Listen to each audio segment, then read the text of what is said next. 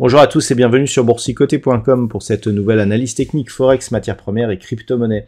Avec une paire de devises euro-dollar qui se stabilise autour de cette zone ici des 1.1020. Nous avons un point haut ici qui s'est inscrit la semaine dernière, qui a quasiment joué comme zone de résistance, cette zone des 1.1095. On n'a pas parvenu à la franchir, mais on reste malgré tout ici au-dessus de la moyenne mobile 20 exponentielle. Les indicateurs sont relativement neutres.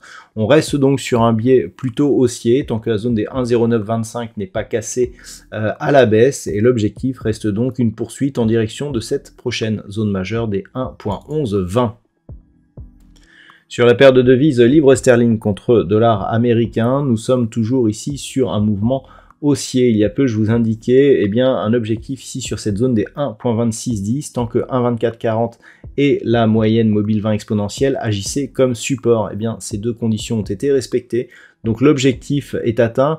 Globalement, on a de très bons signaux donc d'un point de vue moyen terme sur cette paire de devises. Vous voyez qu'on revient ici sur des points hauts du mois de juin de l'année dernière. Lorsque l'on élargit encore un petit peu ce graphe, on peut constater ici que la cassure de cette zone ouvre la porte à une accélération du mouvement tel que l'on l'avait eu donc juste avant cette accélération baissière qui nous avait ramené sous cette zone. Donc c'est ce qu'il va falloir observer. Nous avons 2 ou 3 résistances ici qui peuvent être atteintes assez rapidement jusqu'à atteindre ici la zone des 1.30. Donc si on se rapproche, voilà ce que ça nous donne. La rupture ici, si elle est confirmée la semaine prochaine, et surtout si la zone des 1.2610 résiste en tant que support, on pourra nous faire viser donc les zones des 1.2750, 1.2870 et 1.30 qui fait figure d'objectif par rapport à ce potentiel mouvement. Bon, on a un couronnement ce week-end en Grande-Bretagne. Peut-être que cela justifiera une accélération haussière. Non, plus sérieusement, il faudra être vigilant ici à un éventuel retour sous cette zone des 1.2610. C'est le seul élément qui pourrait invalider cette accélération haussière. Concernant le métal jaune, on commence cette analyse par une vue en hebdomadaire pour constater que les précédents points de contact ici sur cette fameuse zone des 2070 $ l'once que je vous présente depuis maintenant quelques temps comme un objectif depuis la cassure ici de cette zone des 1957 a été atteint. Et encore une fois, comme les précédentes, on a eu des réactions très volatiles suite à ce contact. Donc on est toujours ici sur une réaction très volatile. Un nouveau point haut a été marqué puisque au plus haut de cette bougie, donc c'est un contrat dérivé, mais on a un point haut qui est proche des 2078 $ l'once donc pour le métal jaune.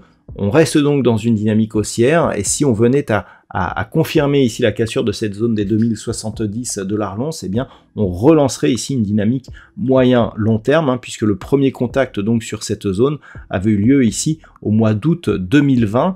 Donc on est vraiment ici sur une potentielle reprise. Une cassure ici de cette zone nous donnerait des signaux assez importants.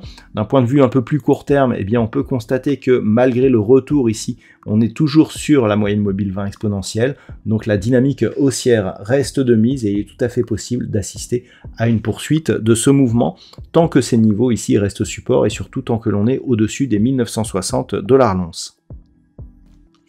Au niveau du WTI, c'est sur la vue daily que nous observons quelque chose de très intéressant, c'est ce double contact ici sur la zone des 65,20 $ le baril. Alors nous étions ici dans une forte dynamique baissière, je vous avais indiqué ici que cette sortie avortée, si on accélérait, pouvait nous ramener, voire casser le précédent point bas significatif qui se trouvait ici sur cette zone.